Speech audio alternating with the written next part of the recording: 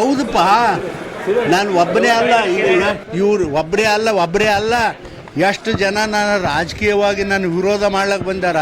ಒಬ್ಬರು ರಾಜಕಾರಣದಾಗ ಇವತ್ತಿಗೂ ಉಳಿದಿಲ್ಲ. ನನಗೆ 71 ವರ್ಷ, ನಾನು ಉಳಿದಿನಲ್ಲಪ್ಪ.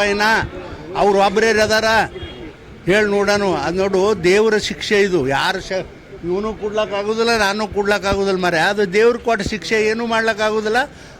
ನರೇಂದ್ರ ಮೋದಿ ಅವ್ರಿಗೆ ಹೆಂಗೆ ಒಂದು ದೈವಿ ಶಕ್ತಿ ಅದನೋ, ನಿಮ್ಮ ರಮೇಶ್ ಜಿಗಜಿಣಗಿ ಬಿಜಾಪುರದಲ್ಲಿ ಒಂದು ದೈವಿ ಶಕ್ತಿ ಅದ. ಈಗ ಗೊತ್ತಾಗೋದಿಲ್ಲ ನಿಮ್ಗೆ, ಭಾಳ ಹತ್ತಿರ ಸಮಯ ಹತ್ತಿರ ಬರ್ತದೆ, ಆವಾಗ ನಿಮಗೆ ಗೊತ್ತಾಗ್ತದೆ. ಹೌದು, ಇತಿಹಾಸ ಹಂಗೆ ಹೇಳಕ್ಕೆ ಬರೋದಿಲ್ಲ. ಇಲ್ಲಿ ತನೂ ಇತಿಹಾಸ ನಿರ್ಮಾಣ ಮಾಡ್ಕೊಂಬಂದೀನಿ. ಒಬ್ಬ ದಲಿತ ಮನುಷ್ಯ ಬಿಜಾಪುರ ಜಿಲ್ಲೆಯಲ್ಲಿ ರಾಜ್ಯದಲ್ಲಿ ಯಾರೂ ಮಾಡಲಾರ್ದಂಥ ಕೆಲಸ ನಾನು ಮಾಡಿದ್ದೀನಿ. ಒಬ್ಬ ರೆವಿನ್ಯೂ ಮಿನಿಸ್ಟರ್ಗೆ ರಾಜೀನಾಮೆ ಕೊಟ್ಟಿದ್ದೀನಿ. ಚಿಕ್ಕೋಡಿಗೆ ಹೋಗಿ 3 ಚುನಾವಣೆ ಬೇರೆ ಬೇರೆ ಪಕ್ಷಗಳಿಗಿಂದ ಗೆದ್ದು ಬಂದಿದ್ದೀನಿ. ಇದು ಇತಿಹಾಸ ಅಲ್ಲೇನ್ರಿ? ಈಗೂ ಕೂಡ ಮುಂದಿನ ಯಾವುದೋ ಒಂದು ಸಂದರ್ಭದಲ್ಲಿ ನಾನು ಈ ರಾಜ್ಯದಲ್ಲಿ ಇತಿಹಾಸ ನಿರ್ಮಾಣ ಮಾಡಿಸ್ತೀನಿ. ನೋಡ್ರಿ, ಅದು ದಲಿತ ಸಿ ಎಮ್ ಪಾಯಮ ಇಲ್ಲಿ ಚುನಾವಣೆ ಸಂದರ್ಭದಾಗ ಬೇಡ. ಚುನಾವಣೆ ಆಗೋಣ ಬರ್ರಿ, ನಾ ಸ್ಪಷ್ಟವಾಗಿ ಹೇಳ್ತೀನಿ ಎಲ್ಲ. ಆಯ್ತಿಲ್ಲ? ಹಾಂ, ಹೇಳಿ. ಹೌದು, ನನಗೆ ಫೈನಲ್ ಆಗಿದೆ.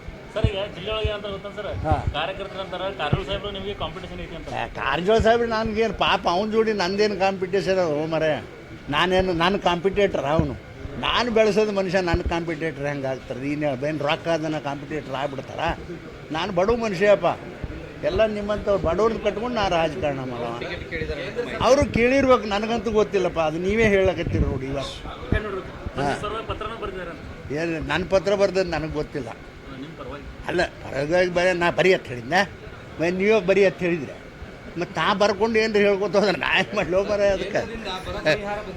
ಹಾಂ, ಆಯ್ತು, ಅದನ್ನೆಲ್ಲ ಮೇಡಮ್ ಅವ್ರು ಹೇಳ್ಯಾರ. ಬರ್ರಿ, ಅದನ್ನೇನು ಮಾಡ್ತೀರಿ? ಬಿಜಾಪುರದಾಗ ಕೇಳ್ರಿ, ಗಟ್ಟಿಯಾಗಿ ಹೇಳ್ತಾರೆ.